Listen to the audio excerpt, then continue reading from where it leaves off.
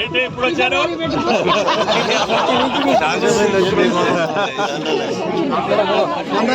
పంచ రామారావు గారు, భద్రయ్య గారు, గ్రామ పెద్దలు, ప్రియమైన ఆర్టీఓ గారు, జిల్లా పార్టీ అధ్యక్షులు కిషోర్ గారు, దీప్లా గారు, అదేవిధంగా దుద్దుకూరు గారు, ప్రియమైన గ్రామస్తులందరికీ ధన్యవాదాలు.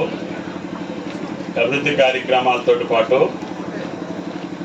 ముఖ్యంగా ఈ గ్రామం పరిశుభ్రంగా ఉంచుకోవటం, ఇళ్లల్లో నీళ్లు రోడ్ల మీదకి రాకుండా చూసుకోవటం, రోడ్ల మీదకి మనం ఆక్యుపేషన్ లేకుండా చూసుకోవటం. ఎవరైనా సరే వాళ్ళు పేదోళ్ళు అయితే వాళ్ళకి ఇళ్ల స్థలం ఇవ్వండి, ఇల్లు ఇవ్వండి, కానీ రోడ్ల మీదనో పాపం వాళ్ళ యొక్క జీవితం ఇబ్బంది పడకూడదు. దయచేసి గ్రామాలు పరిశుభ్రంగా ఉంటే మీరు ఒప్పుకుంటే మెయిన్ రోడ్డు కూడా ఎడల్పు చేసేదానికి సిద్ధంగా ఉన్నా. నేను ఆ రోజు కూడా చెప్పిన తెలుగుదేశంలోనే, ఆ పెద్దోళ్ళు ఇద్దరు ఒప్పుకున్న కాడికి రోడ్లు మంచిగా ఉంటే అభివృద్ధి వస్తుంది. రేపు మీకు ఇక్కడ నుంచి నాగపూర్ నుంచి అమరావతికి డైరెక్ట్ రోడ్డు వెళ్తుంది. భద్రయ్య గారు దానికోసం వచ్చారు. ముందు ఎన్ని లక్షలు ఇస్తున్నారు మీకు? 15 లక్షలు. ఇప్పుడు ఎంత వచ్చింది చూడండి. ముందు 15 లక్షలకు వాళ్ళు అగ్రిమెంట్ అయ్యారు. నన్ను పట్టుకొని నేను ఓటేయమని అన్నందుకు 35 లక్షలు ఇప్పించిన. అయినా తక్కువే, 3 కోట్లు ఉంది. అయినా కానీ రోడ్డు తప్పదు. పెద్దోళ్ళు అందరూ కలిసి వచ్చారు, ఒప్పుకున్నారు.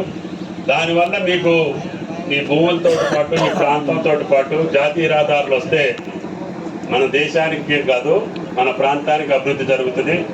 రేపు ఖమ్మం చుట్టూ కూడా రింగ్ రోడ్డు వస్తుంది. నిన్న గడ్కరీ గారు వస్తే కూడా చిన్న మిస్సింగ్ ఇంకొక 100 కోట్లు ఉంటే అది కూడా ఇచ్చాను. అది కూడా శాంక్షన్ చేస్తే కొన్నెక్కాల నుంచి ఈ రోడ్డుకు వచ్చేవాడు, అమరావతి రోడ్డుకు వచ్చేవాడు ఖమ్మం వెళ్ళకుండానే ఇటు వస్తారు. ఇల్లెందు వెళ్ళాల్సిన వాళ్ళు కానీ, మహాబాద్ వెళ్ళాల్సిన వాళ్ళు కానీ ఈ రోడ్లోనే వచ్చి ఇటు నుంచి కలెక్టరేట్కి వెళ్ళొచ్చు. అటు నుంచి రాజమండ్రి వెళ్ళే రోడ్డు పొన్నెకల్ నుంచి దంసలాపురం మీదుగా, అంతే కదా? అరే ఆర్టీఓ గారు నువ్వు స్థలం ఆడుందో చూడు. నన్ను అడిగితే నేను ఆడితేస్తాను, నీకు తెలవంది స్థలం నాకాడ తెలుస్తుంది. ఓకే, మాట్లాడతావా ఆత్మ? దీపులా 2 మాటలు మాట్లాడుకొని మీ ఎస్సీ గారితో కరెంటు సమస్య రావద్దు. మళ్ళీ ఆ పోల్స్ మళ్ళీ గాలి తోలితే ఎక్కడన్నా పడితే ప్రమాదం.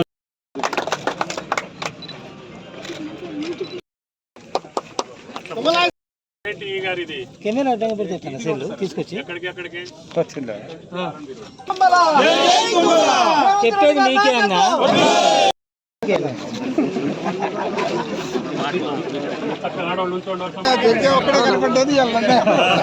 వాళ్ళిద్దరు బ్రదర్స్, నా శిష్యులు, నన్ను వదిలిపెట్టిపోయారు.